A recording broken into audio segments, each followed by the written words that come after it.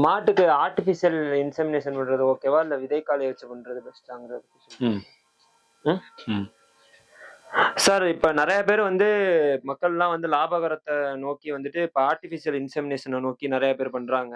அது பெஸ்டாங்க சார் இல்ல விதைக்காலை வச்சு பண்றதுங்க பெஸ்டாங்க சார்? பொதுவா வந்து அறிவியல் ரீதியா வந்து நம்ம வந்து சினை ஊசி மூலமா வந்து சினை போடுறது நல்லது. ஏன்னு சொல்றோம்னா, இந்த சினை ஊசி உள்ள சினை ஊசி போடுறப்ப அந்த இது பயன்படுத்துவாங்க, ஸ்ட்ரான்னு சொல்லுவாங்க. குச்சி, அந்த சினை ஊசி குச்சி. இது வந்து அந்த உள்ள இருக்க விந்துக்கள் செமன் சொல்லுவாங்க, செமன் ஸ்ட்ரான்னு சொல்லுவாங்க.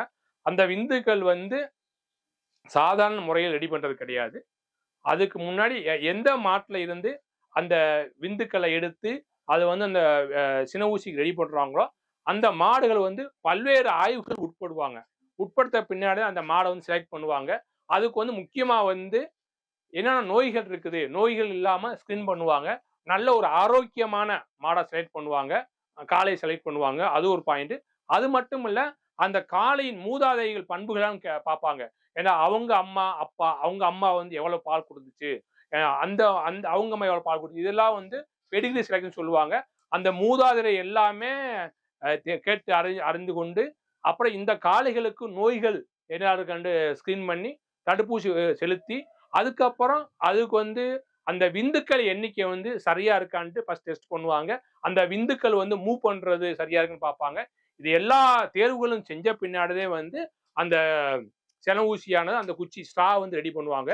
ஆகவே இந்த ஆர்டிபிஷியல் இன்செமினேஷன் அது மூலியம் பண்றதே வந்து இந்த பெண் மாடுகளுக்கு நோய் பரவாது, மிக விரைவில் வந்து செனைப்பிரவத்தை அடையும். நம்ம காளைகளுக்கு போட்டால் என்ன பிரச்சனைனா, காளைகள் வந்து நமக்கு தெரியாது என்ன நோய் பாதிச்சிருக்குன்னு. அந்த நோய்கள் வந்து சில நோய்கள் வந்து அந்த அபார்ஷன் கிரியேட் பண்ணிடும். ஆகவே மாடு வந்து அபார்ஷன் ஆக வரும். அது மட்டும் இல்லாமல் இந்த காளைகள் வந்து ஒரு மாடு தவிர்க்கும், அதே காலை அடுத்த மாடு தவும். ஆகவே இந்த மாட்டுல இருந்து நோய்களை அடுத்த மாடுகளுக்கு கடத்த வாய்ப்புகள் அதிகம். ஆகவே வந்து விவசாயிகள் இருந்து நமது ஆர்டிபிஷியல் இன்செமினேஷன் செயற்கை கருவூட்டல் சிறந்தது.